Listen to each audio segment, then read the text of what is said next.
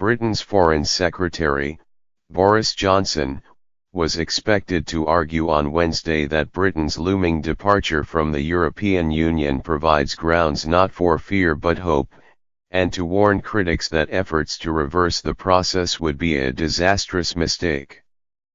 One of the main campaigners for withdrawal, known as Brexit, in a referendum in 2016, Mr. Johnson is now a proponent of a clean break with the bloc. Prime Minister Theresa May's cabinet, in which he serves, is bitterly divided over how to unravel more than 4 decades of European integration. Mr. Johnson's is the first in a series of speeches by ministers designed to provide some long-awaited detail on the government's plans for a future relationship with the European Union after the withdrawal, which is scheduled to take place in little more than a year. Once seen as a modernizing, liberal conservative, Mr. Johnson is now a polarizing figure because of his role in the 2016 referendum, one he adopted after much public reflection.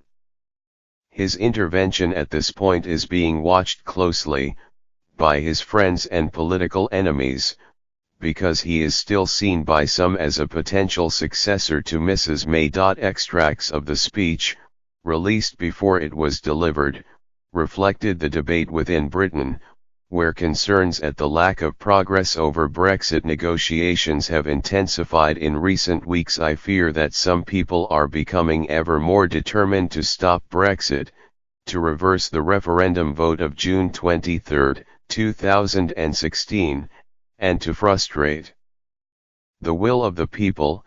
Mr. Johnson was expected to say, "I believe that would be a disastrous mistake that would lead to permanent and ineradicable feelings of betrayal." The speech continues. "We cannot and will not let it happen."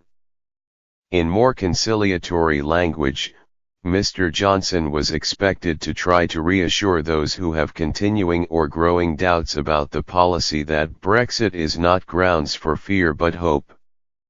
"It is not good enough to say to Remainers, you lost, get over it, because we must accept that many are actuated by entirely noble sentiments, a real sense of solidarity with our European neighbours and a desire for the UK to succeed," he was expected to say. But on substance, Mr. Johnson seems to be yielding nothing.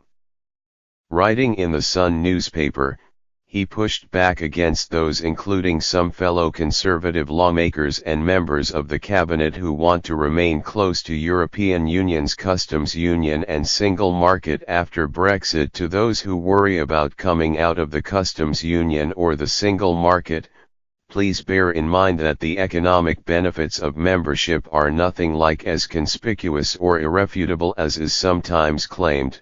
He wrote, "It is only by taking back control of our laws that UK firms and entrepreneurs will have the freedom to innovate, without the risk of having to comply with some directive devised by Brussels, at the urgings of some lobby group, with the aim of holding back a UK competitor. That would be intolerable, undemocratic, and would make it all but impossible for us to do serious free trade deals," he added.